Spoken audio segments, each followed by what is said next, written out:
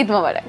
ঈদ মোবারক। কেমন আছো? আমি ভীষণ ভালো আছি, থ্যাংক ইউ সো মাচ। এবং প্রথমে দুঃখিত যে আপনি আমার আগে চলে আসিয়াছেন, আমি পৌঁছাতে পারি নাই।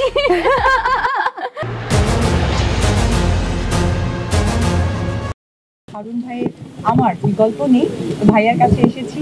ভাই বোনের পরিবার সহকারে খুব সুন্দর একটা জায়গায় গিয়েছি। আমরা এখন আছি ডিবি কার্যালয়ে। এদিকে দেশ ছেড়ে পালাতে পারেন বাংলাদেশি কুইন অপু বিশ্বাস। ধারণা করা যাচ্ছে কোটা আন্দোলন ঘিরে যে সব ছাত্র ছাত্রী জীবন দিয়ে ও জীবন বাজি রেখে এই সোনার বাংলাদেশ দ্বিতীয়বারের মতো স্বাধীন করল, সেই কোটা আন্দোলন ঘিরে বাংলাদেশি কুইন অপু বিশ্বাসকে কোনো ফেসবুক পোস্ট এবং কি কথা বলা থেকে শুরু করে কোটা আন্দোলন ঘিরে তাকে এক নজর দেখা যায়নি। এ থেকে বোঝা যায় যে শেখ হাসিনার এমন পতন মেনে নিতে পারছে না অপু বিশ্বাস।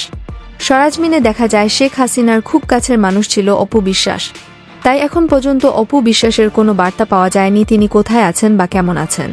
বিশেষ করে আমরা যারা মিডিয়া পার্সোনালিটি, আমাদের কাজ তো লোকজনের মধ্যেই বেশি হয়। তারপরে উনি আমাদেরকে যেভাবে ইন্সপায়ার করেছেন, উনি ভার্চুয়ালি আমাদের সাথে অ্যাড হয়েছেন। ধারণা করা যাচ্ছে এই দেশ দ্বিতীয়বারের মতো স্বাধীন হওয়াতে তিনি খুশি নয়, তাই তার কোনো বার্তা এখনো পর্যন্ত পাওয়া যাচ্ছে না। আমি বলবো যে প্রথমে এসেই এখানে আমাদের মাঝে ডিবির আরও একজন কর্মকর্তা ছিলেন, জুনায়েদ সাহেব।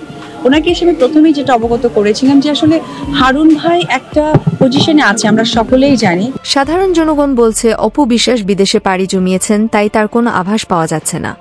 তো প্রাণপ্রিয় ভিউয়ার্স, অপু বিশ্বাস যদি দেশে থেকেও থাকেন তাহলে তাকে আপনার এই স্বাধীন দেশে রাখতে দিবেন কিনা তা আমাদের কমেন্ট করে জানিয়ে দিতে ভুলবেন না। প্রাইম মিনিস্টার আমাদের যে মমতাময়ী মা সবসময় আমাদের চলচ্চিত্রে ছিলেন এবং আমাদেরকে নিয়ে আছেন।